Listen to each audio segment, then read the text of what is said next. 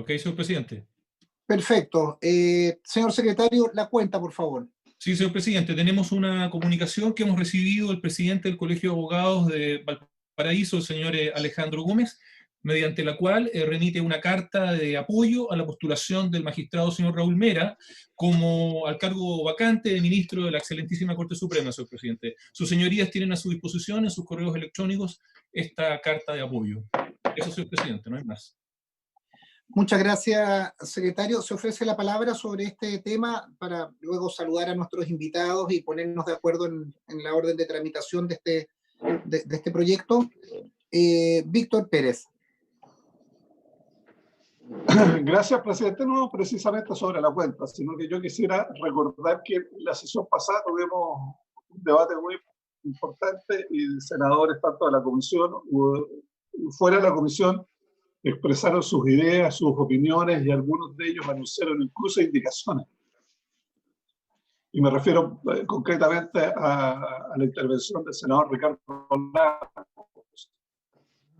Y el fin de semana, por lo menos yo, a través de las redes sociales y otros medios y diarios electrónicos, vi una campaña muy fuerte de amenaza en contra del senador Lagos. De funa y amenazas evidentes, claras y categóricas, indesmentibles.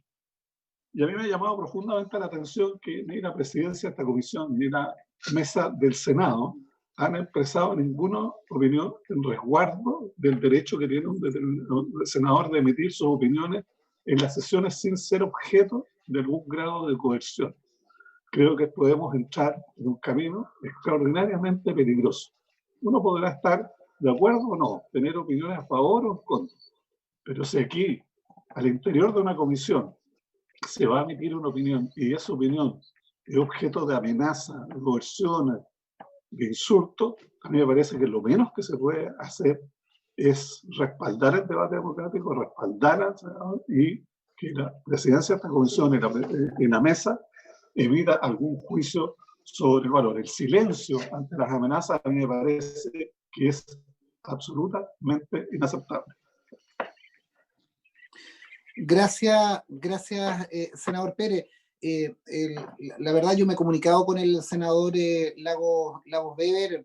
Usted tiene razón desde el punto de vista de las amenazas. No corresponde la descalificación, al menos a ustedes les consta, esta comisión ha dado garantías de todas y cada una de las posturas, por diferentes que sean, y uno ejerce su voto fundadamente, y esa es su manifestación, y no se puede intimidar o no se puede desconocer.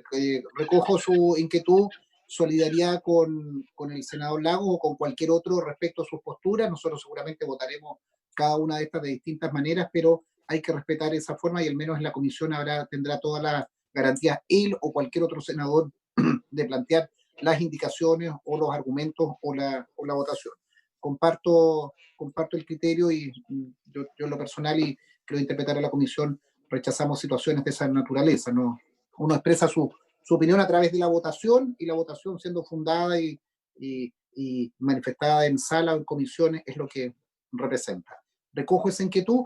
Respecto a lo de la cuenta, colegas, yo le pediría a la Secretaría que esa carta del Colegio de Abogados se incorpore a la carpeta de discusión que vamos a tener sobre la propuesta del nuevo Supremo, del candidato propuesto por el gobierno. El día miércoles tenemos la exposición del ministro de Justicia, y el día viernes la exposición del candidato propuesto, y de acuerdo a nuestro procedimiento hay una carpeta en la cual se acumulan todas las observaciones a favor, en contra, la carpeta que se va a tener a la vista para resolver su cupo. Eso, señor secretario. Y entrando a la orden del día, quiero saludar a cada uno de los invitados. No los voy a nombrar porque son 9. Se ha invitado acá economistas, constitucionalistas, superintendente de AFP, de pensiones, para poder escucharlos. Lo que les pido es que nos circunscribamos a un tiempo razonable, que no exceda los 20 minutos, 15 minutos, para poder hacer hacia el final una rueda de preguntas, de inquietudes. Nosotros nos convocamos ahora en la mañana para escuchar a los expertos, y en la tarde a partir de las 16:30 dedicarnos a la discusión de cada una de las indicaciones o articulado de este proyecto. Yo lo que les pediría es que estemos de acuerdo que vamos a abrir un plazo de indicación hasta la 1 de la tarde, hasta las 13 horas, para que la Secretaría tenga unas 3 horas, 4 horas para poder tabularlas, para poder hacer el comparado y en la tarde entrar a la discusión ya de cada una de ellas en el plazo. ¿Habría acuerdo entonces de abrir el plazo de indicaciones y poder hasta las 13 horas? ¿Habría acuerdo, señor secretario de la comisión? Y además quiero saludar a los colegas que, no siendo de la comisión, están también participando. Sin más, yo propongo que escuchemos primero a los economistas desde el punto de vista del orden que nos hemos dado, y el profesor Fernandois, en primer lugar, quien me ha manifestado que también tiene un compromiso de conexión vía Zoom en un par de minutos, de horas más. Entonces, sin más, partimos con el profesor Arturo Fernandois exponiendo sobre este proyecto que la comisión está convocada para discutir. Don Arturo Fernandois tiene la palabra. Muchísimas gracias, presidente, especialmente por la facilidad que me da para poder coordinar con los compromisos previos. Profesores de Derecho Constitucional va a escuchar, presidente, en todo caso. Perdón. Sí, o sea, expectativas económicas en las apreciaciones no son para nada la especialidad. Invierto, perdón, Arturo, es una desatención mía. Vamos a partir entonces para tener el mismo bloque de discusión. Partamos con los profesores de Derecho Constitucional y luego pasamos a los economistas para ordenar también para quienes nos siguen. Este es un debate que está siguiendo mucha gente. Hacemos bloques de discusión. Tiene la razón y tiene la palabra Arturo. Muy bien, muchas gracias nuevamente. Pretendo, presidente, hacer 2 reflexiones importantes, creo, con este proyecto. La primera se refiere a un tema que ya ha sido bastante tratado en el debate público, según veo en los medios. Y la segunda, creo que es algo nuevo, algo distinto, algo que invito a la comisión a reflexionar.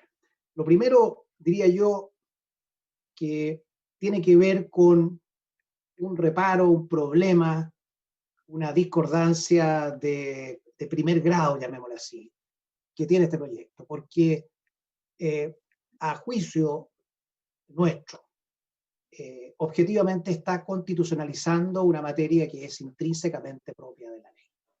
Esta es una realidad en derecho constitucional, que lo que está haciendo este proyecto. Y la pregunta es, ¿cuán apegado a la Constitución, no solo esta, las constituciones en general, tiene este primer problema, la de constitucionalizar una materia que es estrictamente de orden legal? Pero el segundo reparo, que es más que una reflexión sobre la inconveniencia o la poca armonía o la poca sintonía, el segundo reparo que traigo hoy día tiene que ver con la naturaleza del articulado transitorio de las constituciones.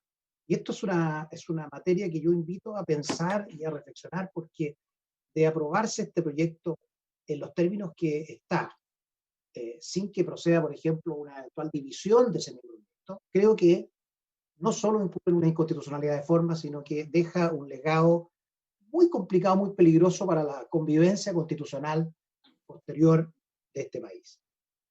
Me refiero entonces, presidente, al primer reparo que traigo. Es relativamente indiscutido, a pesar de que yo he visto y he participado en el debate, ¿no? Hay distintas posiciones, pero en estricto rigor, lo que hace este proyecto es ubicarse en lo que el artículo 19-18 de la Constitución, inciso segundo, dispone, cuando dice que las leyes que regulen este derecho serán de quórum calificado, las leyes que regulan el ejercicio de este derecho, al hablar de la seguridad social. El artículo 19-18 tiene 3 principios fundamentales: el derecho a la seguridad social, enuncia el derecho, le encarga al Estado velar por prestaciones básicas y uniformes, sea que se otorguen a través de instituciones públicas o privadas, y esta norma de habilitación a la ley para que regule el ejercicio de este derecho. Cuando un proyecto de ley como este se lleva a la Constitución y se instala ahí, lo que está haciendo es elevando el quórum, elevando el rango a la constitución de un proyecto que trae, presidente, si usted se fija, detalles inéditos para una constitución. Porque lo que hace esto es denaturaliza el carácter genérico de la constitución. La constitución debe tener principios, derechos, normas, estructuras, la atribución de los poderes del Estado, pesos y contrapesos, pero cuando lo que se trae es la facultad casi administrativa de un titular de una cuenta para retirar fondos, durante el periodo de la pandemia, está en el terreno de la ley. La pregunta es, ¿eso puede ser o podría no ser? Voy a explicar 2 o 3 cosas respecto a que es un tema que ustedes ya conocen y han escuchado. Fíjese que este proyecto trae cifras en dinero. Hay 4 referencias a valores en unidades de fomento. Usted sabe, 35 UF, está mencionado 4 veces en el proyecto. Unidades de fomento. Nunca la Constitución ha tenido unidades de fomento expresadas a nivel de rango supremo constitucional. Trae un porcentaje, 10%. Trae una presunción tributaria, no constituirán renta. Son fórmulas totalmente pertenecientes al campo de la ley. Y además, minucias que son casi reglamentarias, ni siquiera de la ley, cuando sostiene que estos retiros se harán sin ningún, o no estarán afectos a ninguna comisión o descuento alguno. Eso es de la ley o bien de algún decreto reglamentario del presidente de la República. Esta primera reflexión sobre qué efectos produce llevar a la Constitución una materia absolutamente legal no es menor, presidente, porque si uno altera la frontera natural entre la ley y la Constitución, se producen una serie de problemas. Porque si uno quiere llevar a la Constitución algo que es materia de ley, en principio lo que debiera inspirarlo debiese ser el que quiere darle una permanencia a esa norma que vaya a una estabilidad más allá de los cambios legales ordinarios que el Congreso puede introducir. Queremos que la Constitución contenga normas supremas, acogidas a la supremacía del artículo 6 de la Constitución, que dispone que los preceptos de esta Constitución obligan tanto a los titulares e integrantes de los órganos del Estado como a toda persona, institución o grupo. Eso es lo que debiera llevar al Congreso a colocar una materia en la Constitución, pero colocarlo por alguna otra razón produce problemas.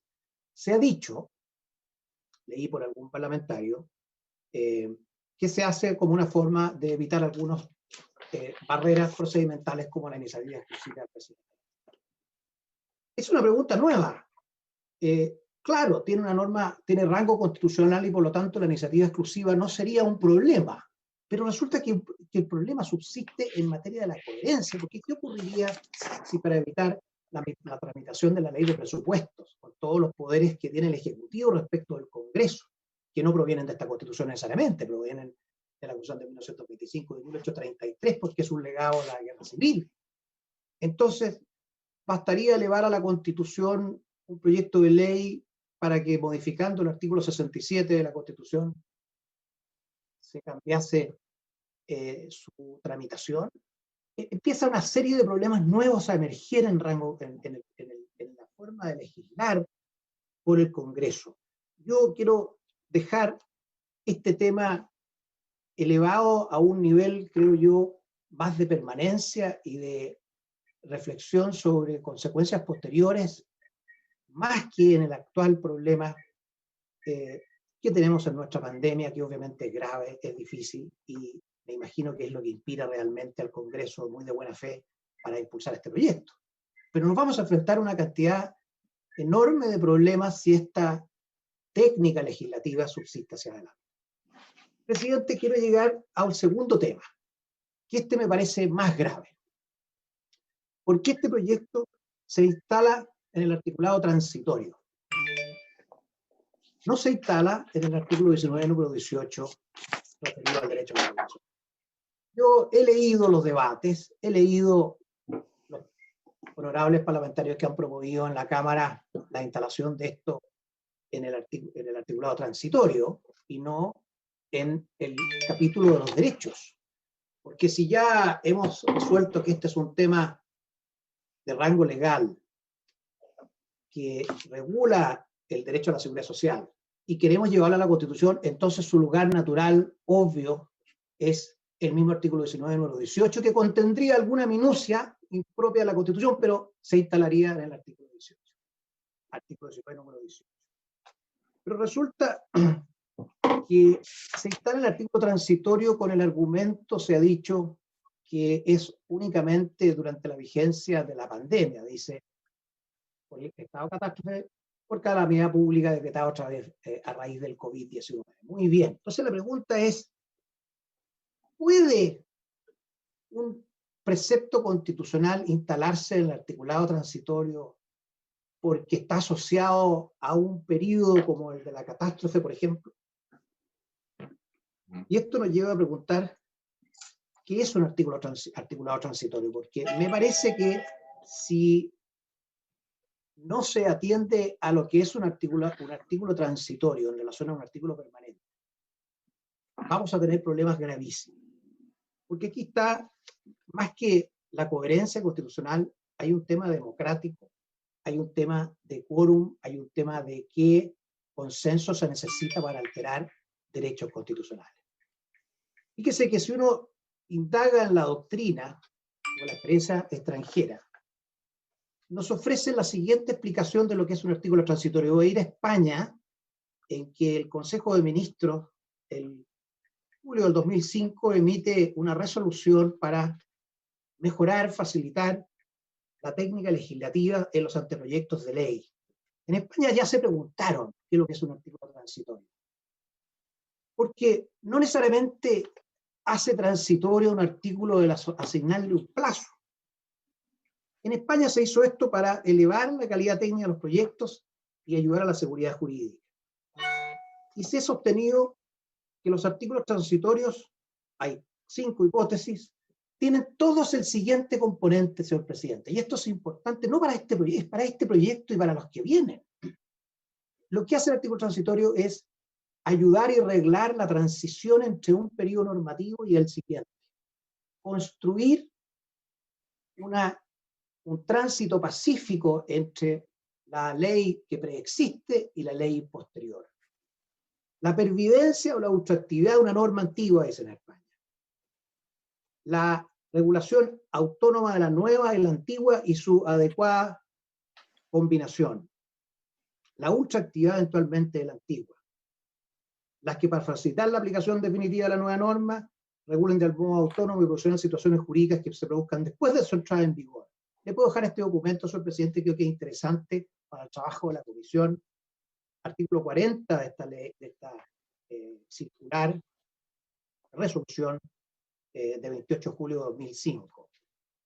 ¿Qué es lo importante? No se pueden considerar artículos transitorios, se sostiene en esta resolución y en la doctrina que la comenta, las que se limiten a diferir la aplicación de determinados preceptos sin que esto implique una pervivencia al régimen jurídico previo.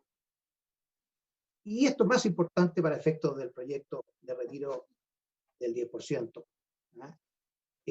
Las que dejen de tener eficacia cuando se aplican por una sola vez. ¿No le parece una buena técnica legislativa que sea un artículo transitorio únicamente aquella que tenga por una sola vez una aplicación? Porque carece del elemento de transitoriedad entre un régimen normativo y el siguiente. No debiese ser un artículo transitorio aquel que tiene aplicación de un mecanismo por una sola vez. El profesor Santaolalla López, comentando esta resolución del Consejo de Ministros español, dice aún más. Dice que debería haberse mencionado un defecto relativamente corriente y que no es artículo transitorio aquellas disposiciones temporales que establecen un plazo determinado para su vigencia, como el presupuesto de gastos para un determinado ejercicio. son reflexiones que vienen de países que han tenido una intensa actividad legislativa en gobiernos democráticos. ¿Por qué es importante esto, señor presidente? Porque resulta que si se acoge la idea que hay actualmente, consistente en que, dado que este retiro se va a efectuar por una sola vez, por una única vez, dice, y que se va a hacer con ocasión de la pandemia, entonces estamos instalando una forma de proceder que podría llevar a situaciones muy complicadas. Y antes de ir a esas situaciones complicadas, fíjese que hice también una revisión de los articulados transitorios de algunas constituciones, no solo de la nuestra, que ha ido agregando cada vez más artículos transitorios, sino también de algunos países europeos, en que si se revisan los articulados transitorios, tienen casi todos exactamente esta filosofía. Regulan situaciones normativas que la nueva Constitución altera y que deben preverse para un tránsito pacífico en los efectos jurídicos que produce. Si uno va a la Constitución de Italia, donde hay 18 artículos transitorios, todos tienen esta característica. Transitan del régimen previo al siguiente. Ningún artículo transitorio tiene un mecanismo nuevo que ingresa autónomo del anterior y autónomo de la que viene, porque además, presidente, como se sabe, existe un itinerario constitucional que está ahí en curso para efectos de una eventual nueva constitución. Pero esto es un mecanismo que no está ni en esa ni en la actual. Salvo en Italia, salvo aquel artículo que dispone ciertas provisiones para los descendientes de la Casa Saboya, todos tienen esa característica. Si uno va a los 9 artículos transitorios de la Constitución de España, ocurre algo similar. Prácticamente todos. Uno solo, la disposición quinta transitoria, tiene una situación extraña en relación a las ciudades de Ceuta y Melilla, que podrían haberse declarado comunidades autónomas y sus consejos y ayuntamientos así lo decían. Todas las demás tienen esta característica. El Tribunal Constitucional en Chile, cuando se ha referido a los artículos transitorios de la Constitución, lo ha dicho en dos sentidos. El famoso rol 33 de 1985, en que dispuso que aquel plebiscito de 1988 debía ser calificado por el Tribunal Constitucional, perdón, por la Justicia Electoral, por el TRICEL, y no, como decía un artículo transitorio, que el TRICEL se instalaría después de las primeras elecciones, ojo, para las primeras elecciones de parlamentarios, y no al plebiscito. Ese famoso rol 33 que es celebrado transversalmente, dice precisamente que el articulado transitorio debe interpretarse en relación al permanente. Porque ¿cuál es el problema acá? El articulado transitorio lo que debe hacer es fijar el tránsito de un mecanismo que exista ya en la Constitución vigente y que con la Constitución nueva pueda producir alteraciones en su interpretación, en su vigencia, en sus efectos jurídicos. En este caso, si el retiro de fondos se ha deseado, contrariando la lógica normativa, llevar a la Constitución un asunto de minucias, de implementación propia de la ley, entonces debiese estar ese mecanismo en el artículo 19 o 18 y su tránsito, su vigencia, sus efectos cronológicos en el tiempo, su ultraactividad o su terminación en el artículo transitorio. Lo que no hace sentido es instalar un mecanismo nuevo, distinto, del cual el articulado permanente no dice nada, y ubicarlo en el artículo transitorio. El Tribunal Constitucional chileno, decía señor presidente, dijo en relación a un precepto legal previo a la Constitución de 1980, que fue impugnado por un juez.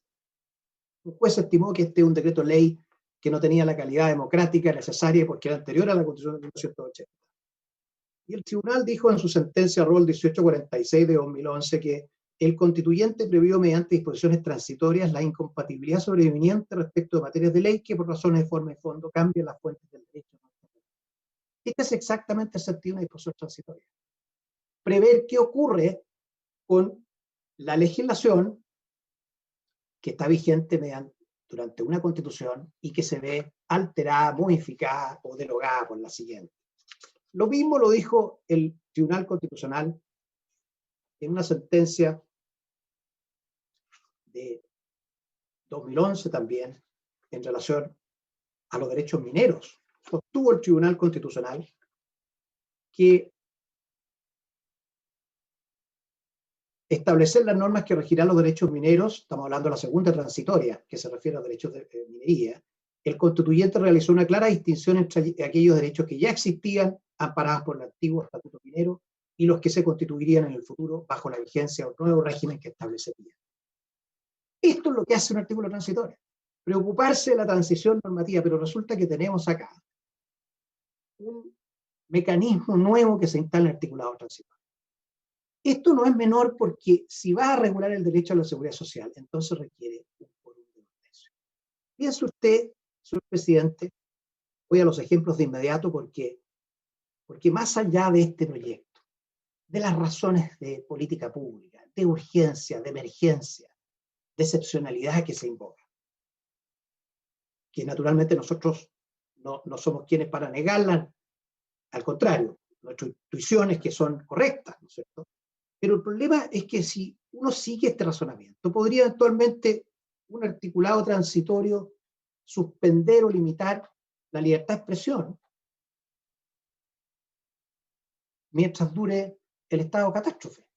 Porque esto está regulado en el artículo 19, número 12 de la Constitución, la libertad de emitir opinión y de informar sin censura previa. Bueno, establecemos sistemas de censura, supongamos, para controlar la información relativa al COVID, y la Comisión de Salud del Senado, de la Cámara, o el Presidente de la República interviene, y esto se regula en un artículo transitorio absolutamente absurdo. Eso debe ser parte de un consenso transversal que modifique el artículo 19, número 12, o le establezca algún mecanismo tal que el artículo transitorio lo defina por un plazo determinado. Uno podría, por ejemplo, pensar en un proyecto de reforma constitucional que autorice ciertos grados de contaminación durante la catástrofe tal o cual, durante un periodo determinado, y en lugar de regularlo, en el artículo 19, número 8 de la Constitución, que contiene el derecho a vivir en un medio ambiente libre de contaminación, se ubique en un artículo transitorio con el pretexto de que rige por un plazo determinado.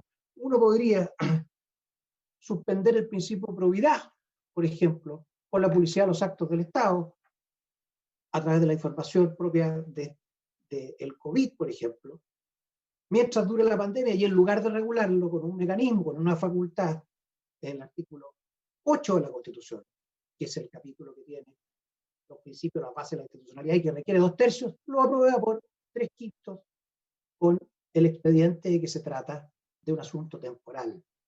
Y podríamos seguir hablando, podríamos, por ejemplo, regular el derecho del trabajo a los extranjeros, y en lugar de hacerlo en el artículo 19, número 16 de la Constitución, la libertad, trabajo y su protección, lo hacemos en el capítulo Nacionalidad y Ciudadanía, el capítulo 2, por 3/5. Todas estas puertas, presidente, pueden quedar abiertas si se deja el precedente de un mecanismo único, indisoluble, que vaya completo al artículo de transitorio. ¿Qué pienso que hace más sentido con una Constitución,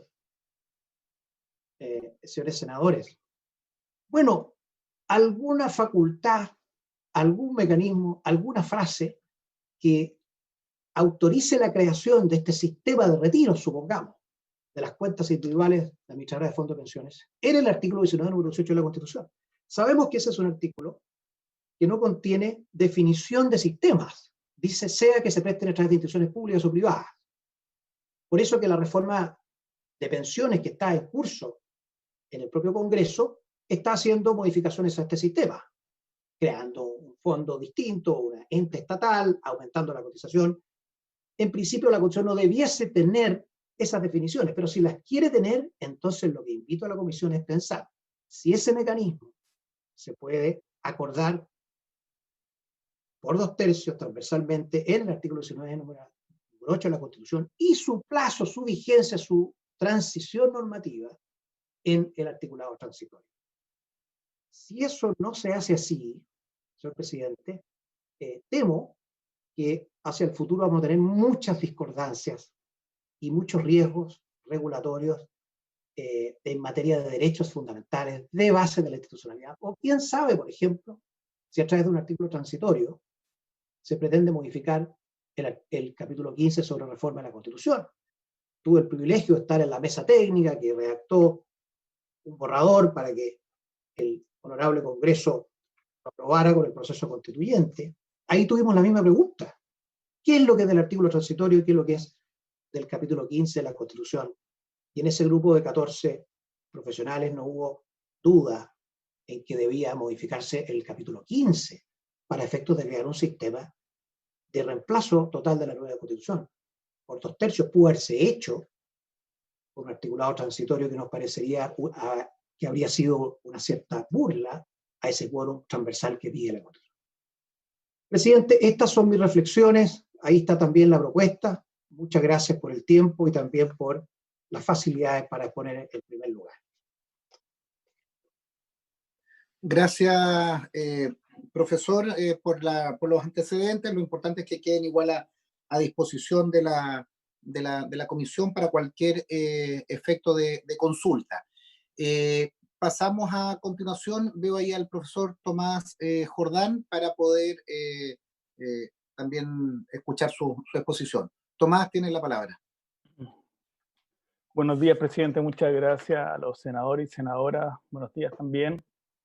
Voy a exponer sobre el proyecto que se somete a la decisión de ustedes. Voy a ir siguiendo una minuta que tengo en pantalla por cualquier cuestión, presidente. En primer lugar, quiero plantear que creo que el proyecto no tiene reparos constitucionales. Me parece que el proyecto se somete a las reglas que establece la Constitución para la reforma constitucional. En particular, se somete a la doctrina constitucional que ha ido fijando el Congreso y que ha ido edificando en estos años en cuanto a la reforma y en cuanto a los transitorios. Y ahí voy a explicar que tengo algunos matices con lo que acaba de exponer el profesor Fernando Duarte.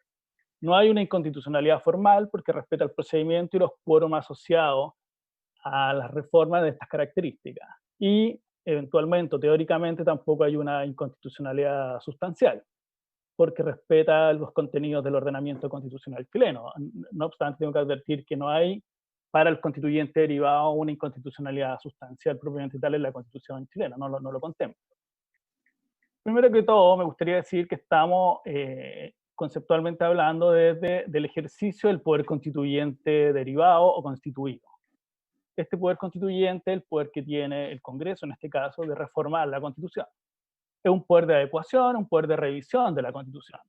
Como dice Zagrebelsky, ex juez del Tribunal Constitucional Italiano, el poder constituyente derivado, constituido, es el poder dotado de máxima eficacia jurídica entre todos los previstos en el ordenamiento constitucional. Es decir, es un poder de autodeterminación política para establecer ciertas cuestiones en la Constitución política propiamente tal. Entonces, ese poder constituyente derivado que permite la reforma constitucional hace que el producto de esta reforma, los contenidos, sean parte de la Constitución. Entonces, como dice Ignacio de Otto, el poder de reforma, de modo que estas normas integran el núcleo constitucional. Y esto ha sido recogido por la doctrina de nuestro Tribunal Constitucional. En la sentencia 2558 dice expresamente sobre la naturaleza de las reformas constitucionales: una reforma no aclara ni precisa un texto. Una reforma es una innovación en la Constitución. Es decir, crea un nuevo texto que antes no existía y lo incorpora a ella. Por lo tanto, una vez que entra en vigencia una reforma constitucional, es parte de la Constitución y se entiende incorporada a esta. Ahora bien, una cuestión muy importante que sirve en el debate que estamos teniendo es si ese poder de reforma tiene límites.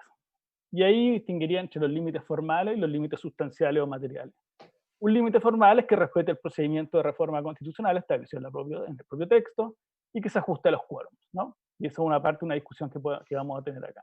Y sobre los límites sustanciales o materiales, contenido de la reforma versus contenidos de la Constitución vigente, aquí hay que diferenciar que hay constituciones que contemplan límites materiales a la reforma constitucional y por lo tanto expresamente señalan que hay materias que no se pueden modificar por reforma, y otras constituciones como la nuestra que no establecen límites expresos a la reforma constitucional. La Constitución alemana dice claramente en su artículo 79.3 que no se puede alterar el régimen republicano ni el sistema completo de derechos fundamentales. La Constitución italiana dice que la forma republicana de gobierno no puede ser objeto de revisión constitucional. La Constitución francesa dice expresamente que La forma republicana de gobierno no puede ser objeto de reforma constitucional. Por lo tanto, hay casos muy claros en que la Constitución le fija un límite expreso de intangibilidad al poder constituyente derivado. En el caso de la Constitución chilena, no establece ninguna regla expresa sobre límites al poder constituyente derivado. Ahora bien, hay señalado, y siguiendo Segrevelsky de nuevo, hay límites genéricos. Por ejemplo, la dignidad de la persona, los principios básicos del Estado de Derecho, el régimen republicano y democrático, o abrogar el sistema de derechos fundamentales. Ese sería un límite. Claro, si nosotros queremos cambiar el régimen democrático, uno podría decir, cuidado, aquí hay que tener cuidado de lo que estamos atribuyendo al poder constituyente derivado. Pero en primera conclusión, podríamos decir que la Constitución chilena no le establece el límite al poder constituyente derivado, y este está habilitado por la Constitución para establecer reformas constitucionales. Entonces el límite sería más bien formal, de procedimiento y quórum propiamente tal. Ahora bien, el proyecto de reforma que se está comentando es un proyecto que establece un 39 transitorio que permite retirar hasta el 10% de los fondos de AFP, ¿no? Por una sola vez y de manera excepcional, derivado de la pandemia y la crisis económica. Y que se puede hacer en 2 cuotas. Ese fue el texto aprobado por la Cámara de Diputados. Siendo así, podemos afirmar que el poder constituyente derivado tiene la facultad de regular constitucionalmente aquellas materias que estime y califique como tales. ¿Qué quiero decir con esto? Primero, que la Constitución chilena no señala qué materias son constitucionales y cuáles no son constitucionales. Por lo tanto, el constituyente derivado, primeramente, puede calificar una materia como constitucional. Esa es una atribución que no puede ser dudada, es indubitada. Por lo tanto, el poder constituyente ha tenido cierta doctrina en la cual ha calificado ciertas cuestiones como constitucionales. Por ejemplo, creó el Ministerio Público como autonomía constitucional. Elevó un servicio autónomo, un servicio descentralizado como el servicio electoral, desde la ley lo elevó a categoría constitucional. O incluso ha regulado, como vamos a ver después, ciertas materias que son de ley, la ha regulado en la Constitución. Ahora bien, la Constitución lo que establece, y esa es una confusión que a veces parece que está en el debate nuestro, es que la Constitución regula ciertas materias que son de ley y las distingue respecto a la potestad reglamentaria. Ayer salía en el diario una columna de los profesores Oñate, Núñez, Rivero y Valenzuela, en la cual hacían esta distinción, que es necesario tenerla presente. Las reglas que establece la Constitución, las materias de ley, se refiere a aquellas materias que deben ser tratadas por ley, en diferencia con la potestad reglamentaria, no respecto a la potestad constituyente, porque la potestad constituyente es autónoma respecto de elegir las materias que van a ser parte de la Constitución. En ese sentido, podemos concluir en este apartado que el constituyente está habilitado para regular materias que estime, ya sean estas materias de ley u otra materia, incorporarla a la Constitución política. Ahora bien, el profesor Fernando hacía una cuestión muy interesante sobre la naturaleza de los transitorios. Y citaba la doctrina española con relación a cuál era la definición de un transitorio. Pero nosotros tenemos que situarnos en cuál ha sido la doctrina constitucional chilena en materia de transitorio. La Constitución chilena y la doctrina de este Congreso han ido creando una doctrina muy particular sobre las materias transitorias. Y ha establecido 2 tipos de transitorios. Los transitorios propiamente tales, que caben en la definición del profesor Fernando y los transitorios regulatorios. Los transitorios propiamente tales regulan el paso de una situación jurídica a otra situación jurídica. Por ejemplo, el reemplazo de los ministros del Tribunal Constitucional en el año 2005, o la dependencia de Carabineros del Ministerio de Defensa hasta que no se creara el Ministerio de Seguridad Pública. También es la reforma constitucional del 2005. Pero también hay otro tipo de transitorio en la Constitución chilena, que se trata de los transitorios regulatorios. Que la Constitución, en sus transitorios, regula materias que pueden ser reguladas en la Constitución permanente o en una ley, pero por una calificación autónoma del poder constituyente derivado, los regulan un transitorio. Por lo tanto, desarrollan una materia constitucional o legal. Esta calificación, insisto, es autónoma y soberana del poder constituyente derivado. Y aquí tenemos 2 tipos de transitorios regulatorios, los transitorios constitucionales y los transitorios legales. Es decir, los transitorios constitucionales son materias que perfectamente podrían estar en el permanente, pero el constituyente derivado los calificó como transitorios. Y aquí tenemos, por ejemplo, el reconocimiento de la jurisdicción de la Corte Penal Internacional en el año 2009. Está en el artículo 24 transitorio, que perfectamente debería ser una norma permanente, pero el constituyente derivado, por las razones que sea, la calificó como transitorio. O la integración del Senado, que es parte del artículo 13 transitorio. Por lo tanto, el constituyente optó por incorporarlo por una razón en el transitorio. Y aquí viene una particularidad del sistema de transitorios chileno. El inciso segundo del artículo 13 transitorio regula el sistema electoral en un transitorio por 3/5, eleva el quórum de los 4/7 de la ley orgánica de votaciones populares y lo sube 3/5. Y aquí estableció una regla que contradice o matiza profundamente lo que dijo el profesor Fernando, en cuanto a que el transitorio del sistema electoral rige, es vigente hoy día y para toda reforma del sistema electoral. Es decir, es una norma permanente que está en un transitorio. Cuando nosotros queremos cambiar el sistema electoral, tendríamos que aplicar el 13 transitorio. Junto con ello, hay transitorios legales. ¿Qué quiero decir con eso? Que son materias propiamente tal de ley que el constituyente ha calificado y lo ha subido de transitorio. ¿Cuáles son las reglas que fija la Constitución? Uno, sube el quórum, porque no se rige por el quórum de la ley, sino por el quórum de la Constitución. Y dos, altera necesariamente la regla de iniciativa exclusiva del presidente de la República. Pero para eso el constituyente evalúa y califica, y esa es la autonomía que tiene, porque perfectamente, en vez de regularlo por una ley, opta por un quórum más alto y opta por alterar la regla de iniciativa exclusiva, pero la condición que le fija la Constitución es que le sube el quórum para ello. Ahora bien, ¿cuáles tenemos de estos ejemplos? Por ejemplo, el artículo 28 transitorio altera la regla del artículo 83 de la Ley Orgánica Constitucional de Gobiernos Regionales para la elección de gobernadores regionales. Es decir, el transitorio modifica directamente el artículo 83. Lo que debió haber ocurrido, siguiendo la lógica estricta, es que debería ser una ley que modificaba el artículo 83. Pero no, el constituyente calificó como procedente modificar desde el transitorio el artículo 83. El artículo 34 dice lo mismo sobre los alcaldes. El artículo 35, el transitorio, dice lo mismo sobre las elecciones primarias. El artículo 29 nos fija otras reglas de transitorio, porque regula las reglas especiales para la Convención Constitucional. Son materias que estrictamente deberían ser reguladas por la ley electoral y el constituyente las calificó y las subió al transitorio por un quórum de 3/5 completa, incluso las declaraciones de candidatura y el equilibrio de género que debe estar en la convención. Son materias 100% legales que el constituyente califica y las sube transitorio. Lo mismo sobre el artículo 37, que habla de la reanudación de la inscripción en el registro electoral por avecindamiento. Es una materia legal, pero que se califica y se sube transitorio. De esta manera, podemos decir que es una doctrina constitucional del Congreso incorporar transitorios regulatorios, ya sean estos constitucionales, ya sean estos legales.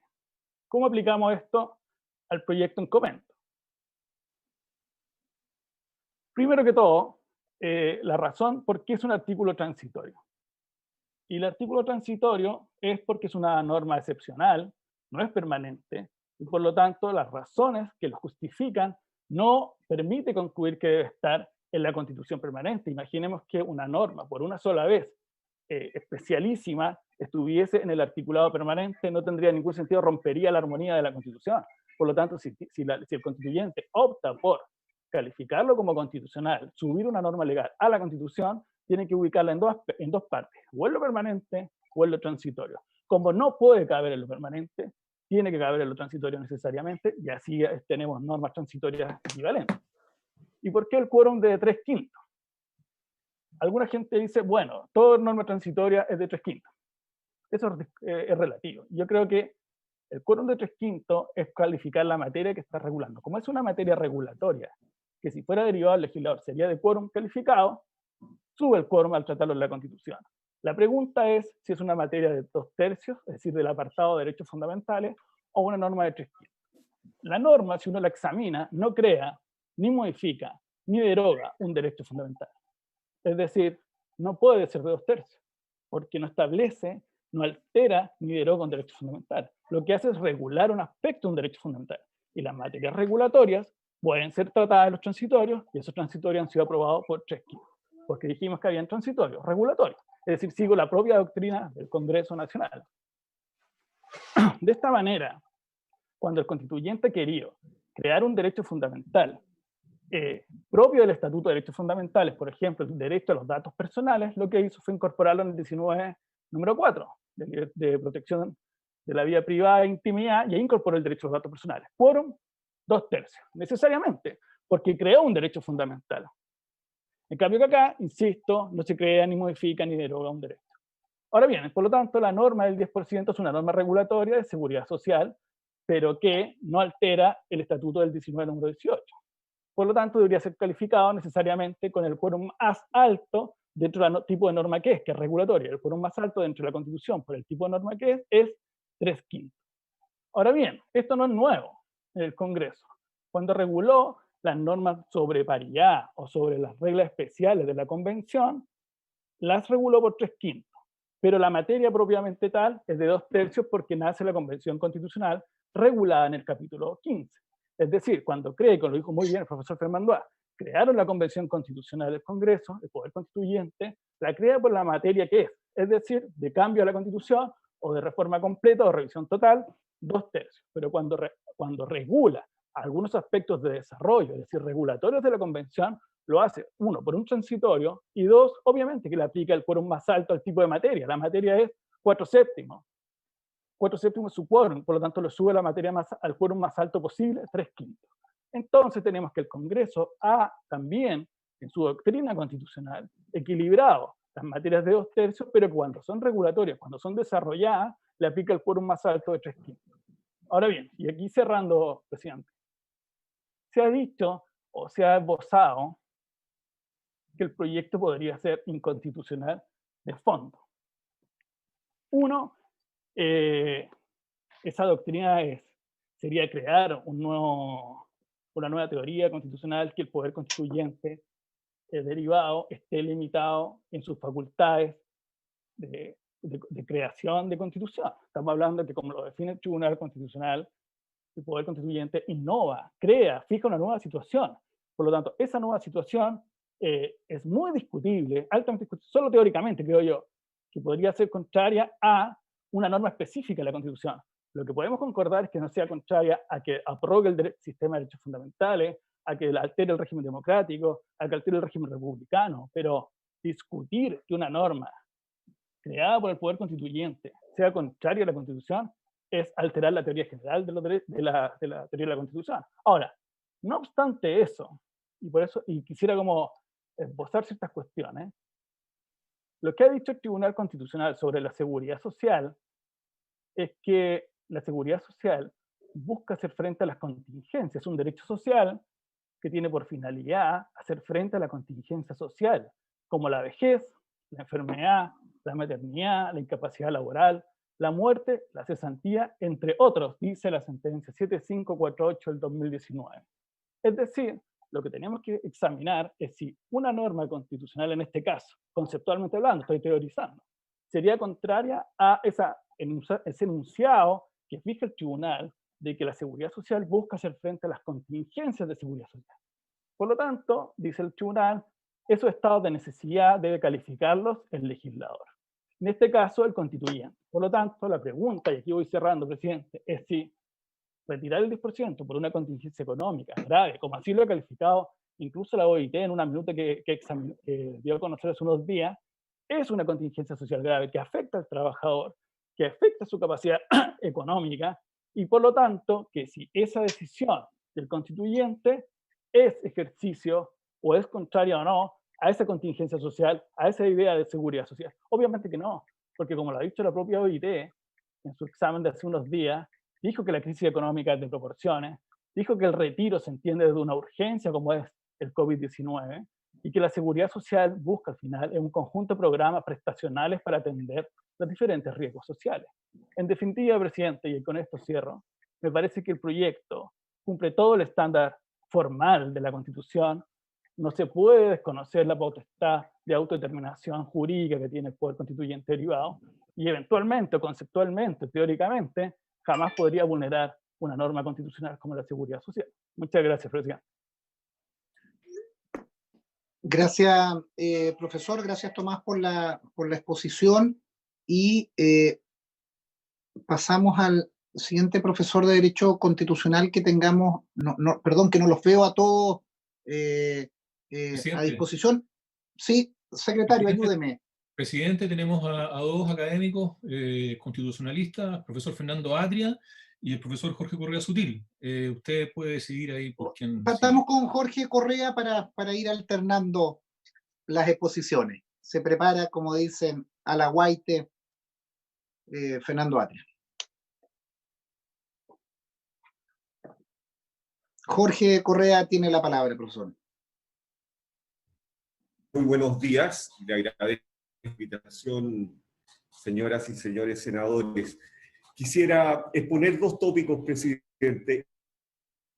Mi convicción, mi consideración requiere ser aprobada por los 2/3 de los diputados y senadores, por cuanto hace excepción a 3 reglas contenidas en el numeral 18 del artículo 18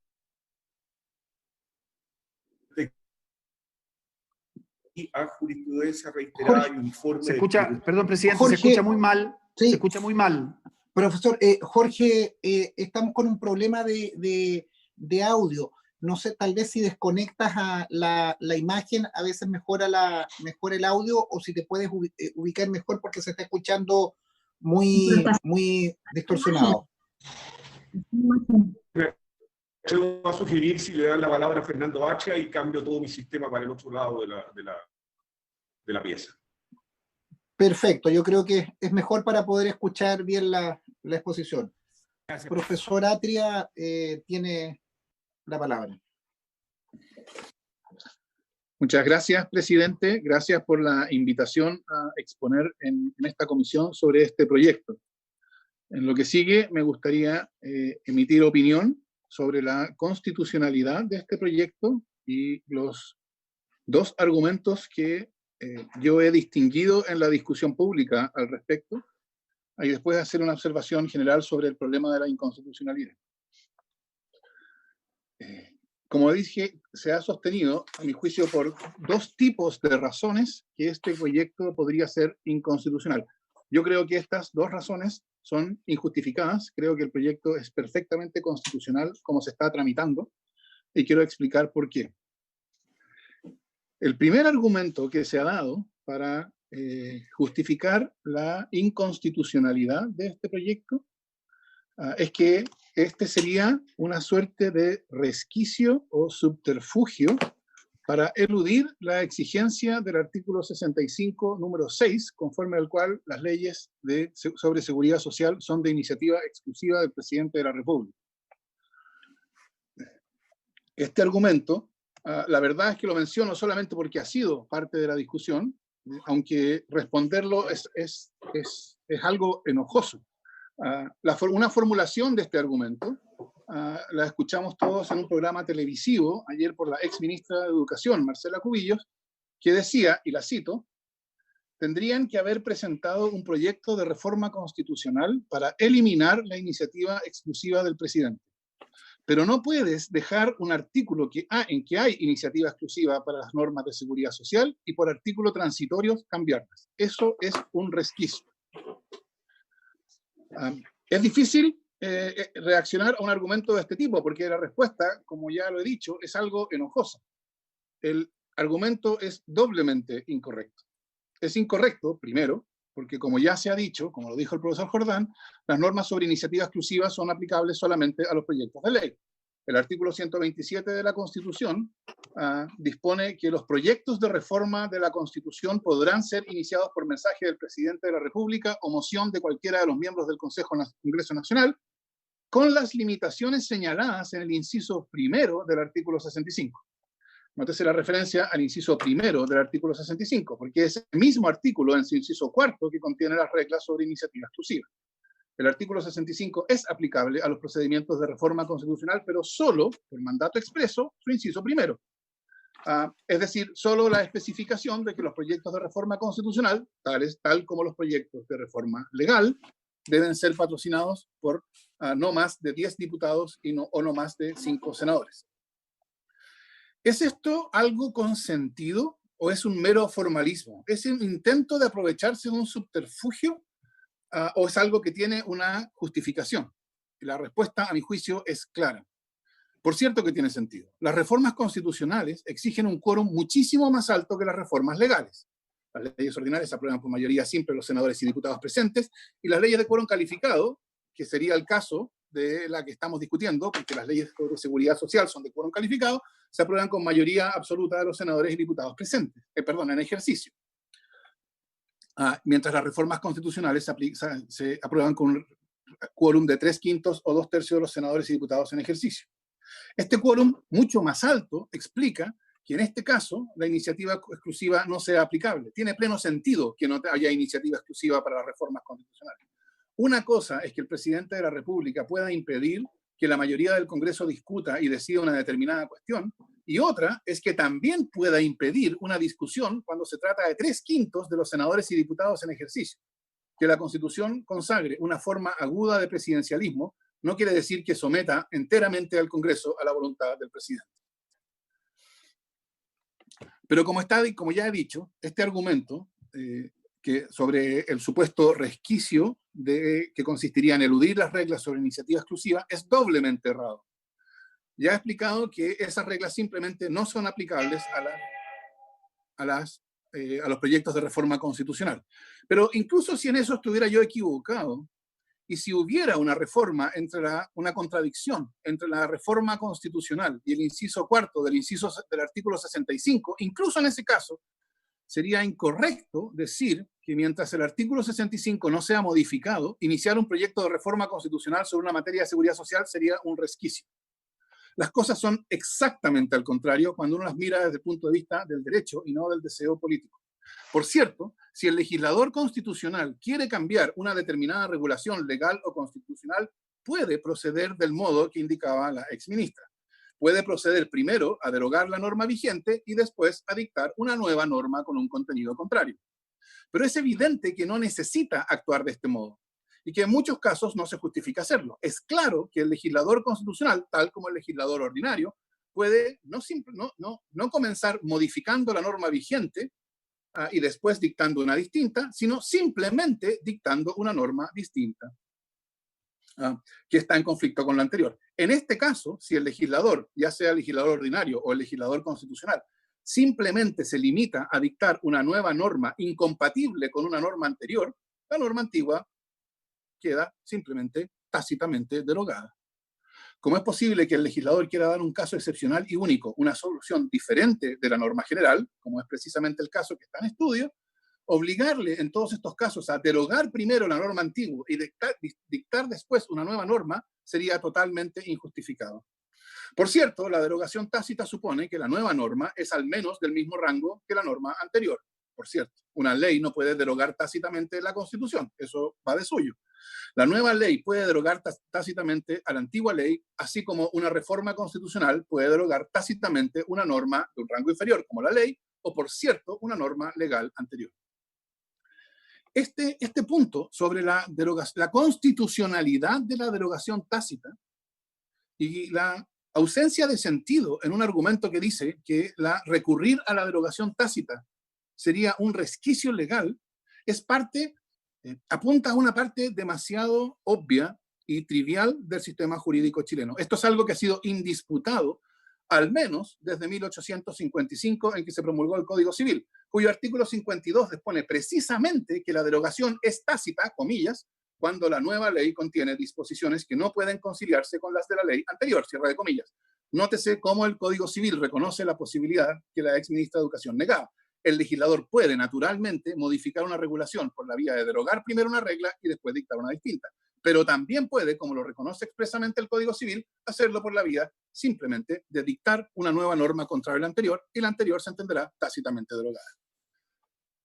Entonces, este primer argumento para sostener la inconstitucionalidad del proyecto, que consiste en afirmar que hay un resquicio o un subterfugio en eludir las reglas sobre iniciativa exclusiva, es un argumento insostenible. Primero, porque esas reglas no se aplican a las reformas constitucionales y por lo tanto no hay elusión aquí. Y en todo caso, si la hubiera, el hecho de que esto se trate de una reforma constitucional y no una reforma legal implicaría que en ese caso se trataría de nada más relevante que un caso más de derogación tácita.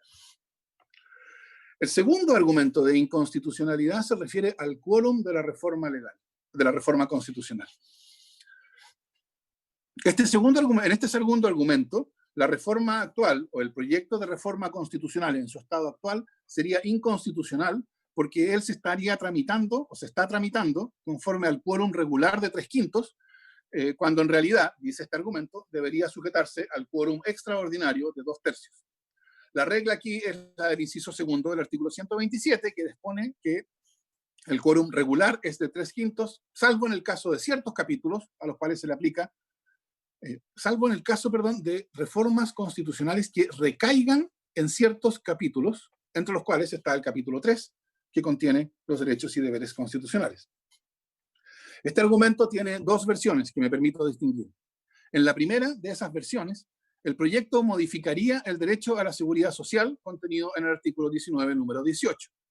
El proyecto en cuestión pretendería, dice el argumento, modificar este artículo y por consiguiente debería someterse al quórum del capítulo 3, 2/3, por lo que dar a esta iniciativa la forma de disposición transitoria sería, de nuevo, un subterfugio para evitar este quórum más alto. El argumento, a mi juicio, es insostenible. Es claro que el proyecto se mueve dentro de los términos constitucionales. Si me lo permiten, el propio profesor Fernandúa hablaba de que se trata aquí, lo que él sugeriría sería introducir en el artículo 19, número 18, una minucia en la forma de una autorización que no cambia el contenido del derecho a la seguridad social. En toda esta discusión, en la discusión de constitucionalidad, no ha aparecido, hasta donde yo al menos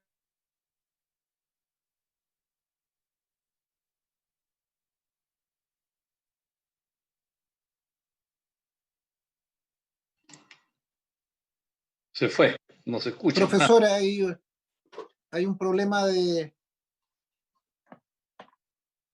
conexión.